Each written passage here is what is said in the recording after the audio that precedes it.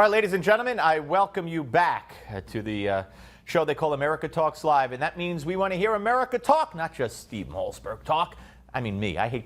Believe me, I don't refer to myself in the third person. I despise that. Michael Jordan does it, and a bunch of other people do it, and it's just, to me, it speaks of illness, so I don't, you know what I mean. Okay, so 877 Newsmax, 877-639-7629, 877-639-7629. Talk about anything you want to talk about, be it Obama, be it Trump, be it anything along the way, be it that horrific video we saw at the beginning of the show from El Cajon, California. And we have another story out of El Cajon, California, oddly enough. Well, no, this one is not El Cajon, California. This is another police shooting. I want to put this up. This is a police shooting that took place in California as well. And there's a still picture that has emerged from the shooting where there were protests overnight, and the media, is being investigated, et cetera, et cetera, et cetera. If we could put up that still picture, police shot. We don't have. Okay, but is this the shooting in California? Okay, let's roll it. No, that's California today, yesterday, or whatever. Okay.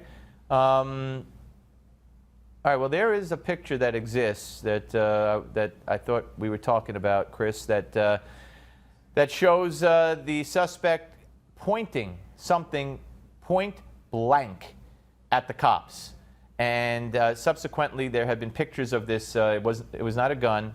Yeah. See, you can see on the left side.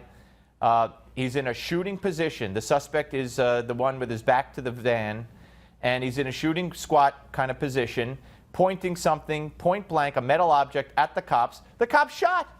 What do you expect the cops to do? What do you expect the police to do in a situation like that? My God. Now, it wasn't a gun, but they didn't know that at the time. They have a split second to make a decision. I mean, you tell the guy, get out, put your hands up. Don't reach in. He gets out. He reaches in. He pulls this out. He does one of these. Of course you're going to shoot if you're a police officer. Of course. You're not going to sit there and say, is that a gun? Could you come a little closer? You have to shoot. Didn't stop protests. Protesters out on the street. Oh, my God, oh, my God, oh, my God. Folks, we're going loony. We are going loony. Here's a case with a guy, he might as well have had a gun. It doesn't matter. Now, you could call him unarmed.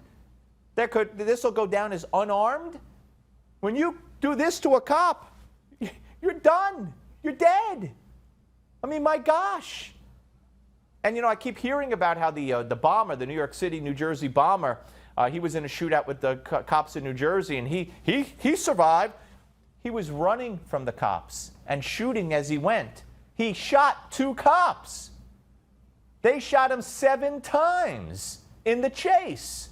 Once he was down, they didn't shoot him anymore. That's why he lived, by the luck of whatever. It was a chase. This nonsense that they aimed for his big foot because he wasn't black, I mean, is insane. Now, the Charlotte. Let's go to Charlotte. You remember the deal with Charlotte and the protests and the video that first the wife released in Charlotte, and then subsequently they finally released the tape from the police cameras in Charlotte. And the first thing was, the story was, he didn't have a gun. He had a book. He was sitting in his car reading a book. And they came up to him, and a black cop just killed him. Well, of course, that's not what happened. He had a gun. The DNA was on the gun. He did not put the gun down as he was ordered to. He was in the car, and they were shouting at him, drop the gun, drop the gun, drop the gun, come out of the car, come out of the car. He didn't do it. He didn't obey the orders. He came out of the car. He was holding the gun, and he got shot. Well, now it turns out that the same family that said he was just reading a book, the wife filed an order of protection against him a year prior. An order of protection, saying he was dangerous, saying he had a gun. You can't make this stuff up. Not only that, he has a criminal record. Not only that, reportedly, according to what I'm reading, not only that, He has a brain injury. There's an abbreviation for it. I forget. It starts with a T. Traumatic something. I'm sorry, I don't remember the other 2 letters. Why is someone with a traumatic brain injury, who supposedly is a little, off because of it, carrying a gun? So the whole thing, the false narratives that are put forth, okay? And Hillary Clinton going around saying his name and saying another black man shot by the cops. So what, cops can't shoot black men? I mean, my gosh. This guy had an order, the wife got an order of protection. She was so scared of him. And the media and the family at first portrays him as an angel. Now, the order of protection doesn't enter into why he was shot, but it does, you add 2 and 2. The guy was told, get out of the car, get out of the car, get out of the car, drop the gun, drop the gun. He didn't do it. Folks, let me give you some advice. If a cop tells you, drop the gun, if you have a gun, you better darn well drop the gun. If a cop says, get out of the car with your hands up, you better darn well get out of the car with your hands up and not do this. Or you're dead. Now, Hillary would like to change the rules. I believe Hillary would like to see the rules that they've invoked to our military, as they've tied our military's hands behind their back. In Afghanistan and other places, you can't fire unless you're fired upon first. And I'll bet you dollars to donuts, and I don't even know what dollars to donuts means. I'll bet you dollars to donuts that's what Hillary and the left would love to see happen. The Sharptons of the world, the radical left-wing activists, Black Lives Matter, a cop cannot shoot unless he's shot at first. I'm telling you. And that would be the end of our civil society. Plus, you wouldn't have people who would become cops. What? You want a job with a death sentence? Please. So all this nonsense, unarmed man or black man or white man, unarmed means nothing. Nothing. If a cop says, put your hands up, and instead of putting your hands up, they'll take the mic and you go like this. You're unarmed, but you're going to get shot.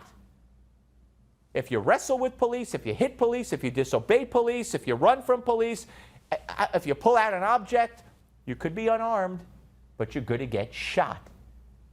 And that's life. So what parents of all races need to teach their kids is obey the police. You don't like it? Too bad. Then file a lawsuit after the fact. When you give a police officer a reason to think there's something up with you, that you're a threat, the hairs on his back go up, the radar goes off, and he's all of a sudden thinking, uh-oh, what's going on here? What's going on here? And these false narratives, hands up, don't shoot, lie, never happened. So said Eric Holder. And this woman, oh, he had a book, he was reading a book. No, he wasn't reading a book. And the guy in Tulsa, people saying, oh, he was shot with his hands up. He was not shot with his hands up. All you got to do is have 2 eyes and look at the video. He was not shot with his hands up. His hands were up when he walked back to the car against police orders. But he wasn't shot with his hands up. So please, these false, phony narratives that the media uses and Hillary uses and the left uses to incite and inflame, it's just dangerous stuff.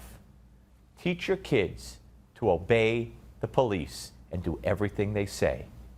And these incidents will not happen if people do that. All right, let's get to the phone. Rick from Buckeye, Arizona is at 877-639-7629. Hello, Rick. Yes, how are you doing, Steve? I'm great. Thanks for weighing in, sir. Yes, I just wondered, that picture you had at the beginning of the show, that just upsets my wife and I to no end, because we've been through those situations in the last 3 elections when we had McCain signs up and Romney signs on our car, and we make our badges, but. Oh, you're talking about the video of the young man in California who got beaten because he had a Trump hat. Absolutely, yeah. Absolutely. We're experiencing that today. Driving with our car, I don't know if you've seen our picture of our Jeep. We send to JD, and we have signs all over the place, even with Newsmax and stuff advertising you guys. And we have people just, you can always tell a Democrat from a Republican how they pass you by on the road.